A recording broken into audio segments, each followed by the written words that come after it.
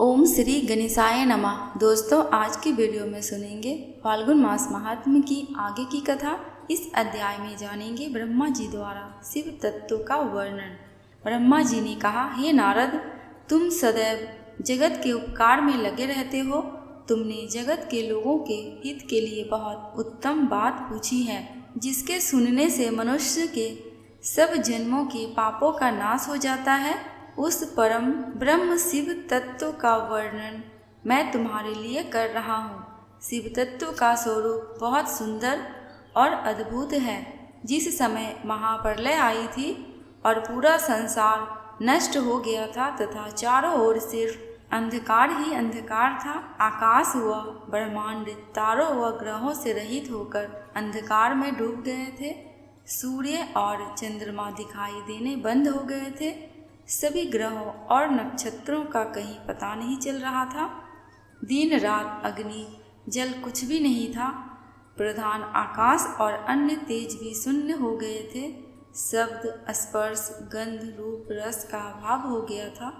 सत्य असत्य सब कुछ खत्म हो गया था। तब सिर्फ सत्य से ही बचा था। उस तत्व को मुनिजन एवं योगी अपने हृदय के भीतर ही देखते हैं। वाणी, नाम, रूप, रंग आदि की वहाँ तक पहुँच नहीं है। उस पर ब्रह्म के विषय में ज्ञान और अज्ञान से किए गए संबोधन के द्वारा कुछ समय बाद अर्थात सृष्टि का समय आने पर एक से अनेक होने के संकल्प का उदय हुआ। तब उन्होंने अपनी लीला से मूर्ति की रचना की। वह मूर्ति संपूर्ण ऐश्वर्य तथा गुणों से युक्त, संपन्न, सर्व ज्ञानमयी एवं सब कुछ प्रदान करने वाली है। यही सदाशिव की मूर्ति है। सभी पंडित विद्वान इसी प्राचीन मूर्ति को ईश्वर कहते हैं। उसने अपने शरीर से स्वच्छ शरीर वाली एवं स्वरूप भूता शक्ति की रचना की। वही परम शक्ति प्रकृति गुणमयी और बुद्धित्व की जननी कहलाई। उसे शक्ति, अंबिका, प्रकृति, संपूर्ण लोकों की जननी, त्रिदेवों की माता, नित्या और मूल कारण भी कहते हैं। उसकी 8 भुजाओं एवं मुख की शोभा विचित्र है। उसके मुख के सामने चंद्रमा की कांति भी छिन्न हो जाती है। विभिन्न प्रकार के आभूषण एवं गतियाँ देवी की शोभा बढ़ाती हैं। वे अनेक प्रकार के अस्त्र शस्त्र धारण किए हुए हैं। सदाशिव को यही सब मनुष्य परम पुरुष ईश्वर शिव, शंभु और महेश्वर कहकर पुकारते हैं। उनके मस्तक पर गंगा, भाल में चंद्रमा और मुख में 3 नेत्र शोभा पाते हैं। उनके 5 मुख हैं तथा 10 भुजाओं के स्वामी एवं त्रिशूलधारी हैं। वे अपने शरीर में भस्म लगाए हैं। उन्होंने शिवलोक नामक क्षेत्र का निर्माण किया है। यह परम पावन स्थान काशी नाम से जाना जाता है। यह परम मोक्षदायक स्थान है। इस क्षेत्र में परमानंद रूप शिव पार्वती सहित निवास करते हैं। शिव और शिवा ने प्रलय काल में भी उस स्थान को नहीं छोड़ा, इसलिए शिव जी ने इसका नाम आनंद वन रखा है। एक दिन आनंद वन में घूमते समय शिव शिवा के मन में किसी दूसरे पुरुष की रचना करने की इच्छा हुई। तब उन्होंने सोचा कि इसका भार किसी दूसरे व्यक्ति को सौंपकर हम यहीं काशी में विराजमान रहेंगे। ऐसा सोचकर उन्होंने अपने वाम भाग के 10वें अंग पर अमृत मल दिया, जिससे एक सुंदर पुरुष वहाँ प्रकट हुआ, जो शांत और सत्व गुणों से युक्त एवं गंभीरता का था सागर था। उसकी कांति इंद्रनील मणि के समान श्याम थी। उसका पूरा शरीर दिव्य शोभा से चमक रहा था तथा नेत्र कमल के समान थे। उसने हाथ जोड़कर भगवान शिव और शिवा को प्रणाम किया तथा प्रार्थना की कि मेरा नाम निश्चित कीजिए। यह सुनकर भगवान शिव हंसकर बोले कि सर्वत्र व्यापक होने से तुम्हारा नाम विष्णु होगा। तुम भक्तों को सुख देने वाले होगे। तुम यहीं स्थिर रहकर तप करो, वही सभी कार्यों का साधन है। ऐसा कहकर शिव जी ने उन्हें ज्ञान प्रदान किया तथा वहाँ से अंतर्ध्यान हो गए। तब विष्णु जी ने 12 वर्ष तक वहाँ दिव्य तप किया। तपस्या के कारण उनके शरीर से अनेक जलधाराएं निकलने लगी। उस जल से सारा सोना आकाश व्याप्त हो गया। वह ब्रह्म रूप जल अपने स्पर्श मात्र से पापों का नाश करने वाला था। उस जल में भगवान विष्णु ने स्वयं शयन किया। नार अर्थात जल में निवास करने के कारण ही वे नारायण कहलाए। तभी से उन महात्मा से सब तत्वों की उत्पत्ति हुई।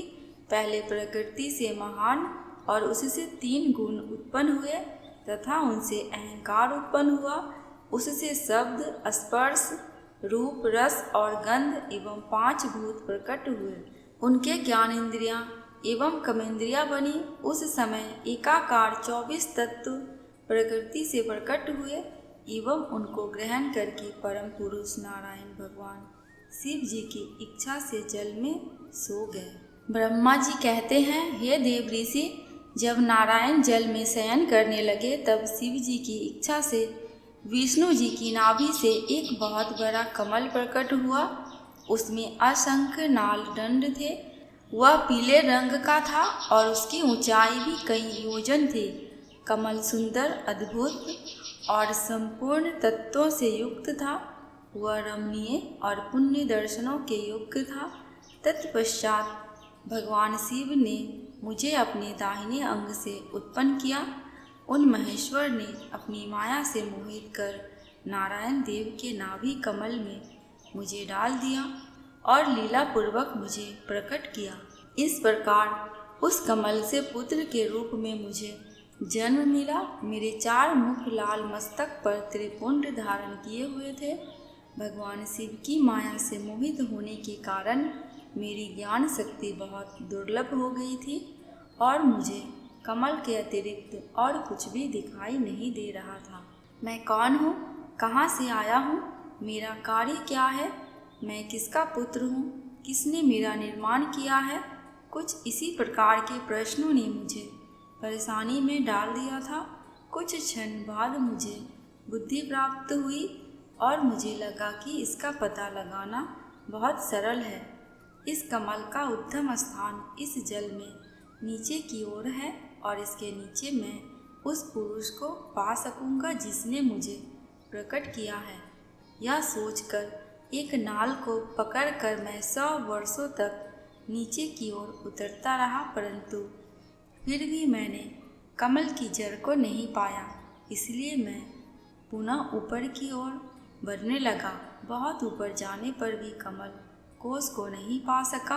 तब मैं और अधिक परेशान हो गया। उसी समय भगवान शिव की इच्छा से मंगलमयी आकाशवाणी प्रकट हुई। उस वाणी ने कहा, तपस्या करो। उस आकाशवाणी को सुनकर अपने पिता का दर्शन करने हेतु मैंने तपस्या करना प्रारंभ कर दिया और 12 वर्ष तक घोर तपस्या की। तब 4 भुजाधारी सुंदर नेत्रों से शोभित भगवान विष्णु प्रकट हुए। उन्होंने हाथों में शंख, चक्र, गदा और पद्म धारण कर रखे थे। उनका शरीर श्याम कांति से सुशोभित था। उनके मस्तक पर मुकुट विराजमान था तथा उन्होंने पीतांबर वस्त्र और बहुत से आभूषण धारण किए हुए थे। वे करोड़ों कामदेवों के समान मनोहर दिखाई दे रहे थे और सांवली व सुनहरी आभा से शोभित थे। उन्हें वहाँ देखकर मुझे बहुत हर्ष व आश्चर्य हुआ।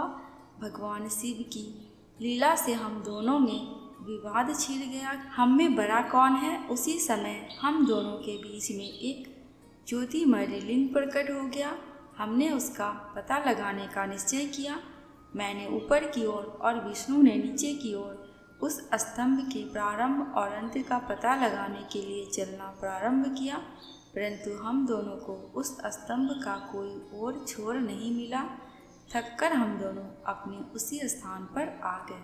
हम दोनों ही शिव जी की माया से मोहित थे।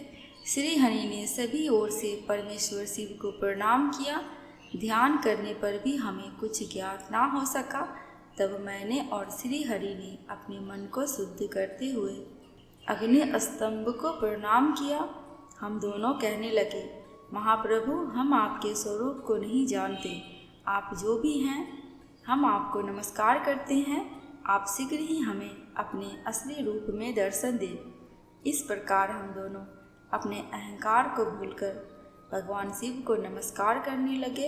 ऐसा करते हुए 100 वर्ष बीत गए। आज की कथा बस यहीं तक। आगे की कथा दूसरी वीडियो में सुनेंगे। दोस्तों, कमेंट बॉक्स में भगवान शंकर एवं माता पार्वती की जयकारा लगाना बिल्कुल भी मत भूलना। आपको मेरे चैनल पे व्रत त्योहारों की जानकारियाँ एवं उनसे जुड़ी कथा कहानियाँ मिलती रहेंगी। अगर आपको ये वीडियो थोड़ी सी भी अच्छी लगी हो तो प्लीज़ मेरे चैनल को सब्सक्राइब करके मेरे वीडियो को लाइक एंड शेयर कर देना। अंत तक वीडियो में बने रहने के लिए आपका दिल से बहुत बहुत शुक्रिया।